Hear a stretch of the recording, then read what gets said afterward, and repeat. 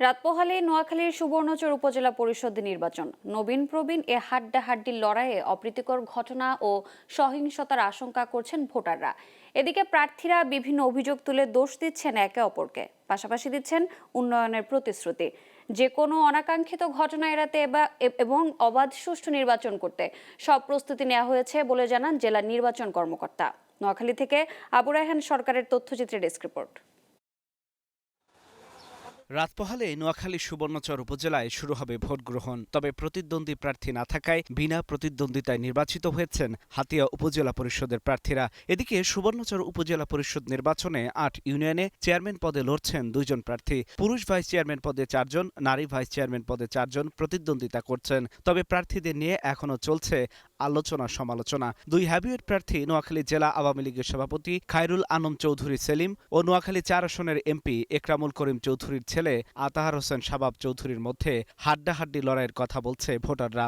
সুবর্ণচরের নির্বাচনে সুবর্ণচরের জনগণ থাকবে, সুবর্ণচরের মা ও বোনেরা ডিসিশন নেবে সুবর্ণচরের নেতা কে হবে। আমাদের এই অঞ্চলের ওয়াবদা ইউনিয়নের মানুষ আতঙ্কে আছে।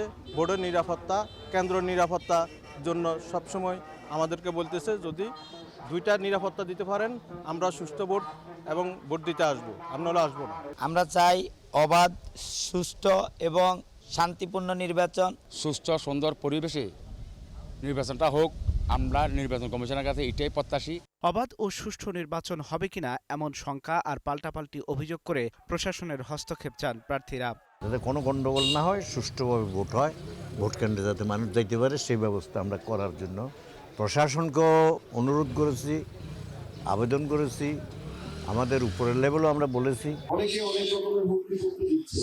আমি আপনাদেরকে একটা কথা স্পষ্টভাবে নিশ্চিত করতে চাই যে এবার এই উপজেলা নির্বাচন 100% ফেয়ার হবে। তবে যে কোনো অনাকাঙ্ক্ষিত ও সহিংস ঘটনা এড়াতে সব প্রস্তুতি নেওয়া হয়েছে বলে জানান নোয়াখালী জেলা নির্বাচন কর্মকর্তা। এরকম দুই পক্ষই যখন পাল্টাপাল্টি অভিযোগে থাকে তখন কিন্তু আমরা অ্যালার্ট থাকি বেশি, আরও সবসময় অ্যালার্ট থাকি। এই ব্যাপারে আমরা আরও বেশি অ্যালার্ট থাকি এবং অ্যালার্ট আছি। আইন শৃঙ্খলা বাহিনী এখানে সব অতিরিক্ত মোতায়েন করার সুযোগ রয়েছে, কেননা হাতিয়া নির্বাচন হচ্ছে না। ওই আইন শৃঙ্খলার যে ফোর্স আছে আমরা এখানে বেশি বেশি দিতে পারবো। এই উপজেলায় মোট ভোটার 2,25,188 জন। এর মধ্যে পুরুষ ভোটার আছে 1,19,588 জন আর নারী voter 1,56,000। Global television news desk.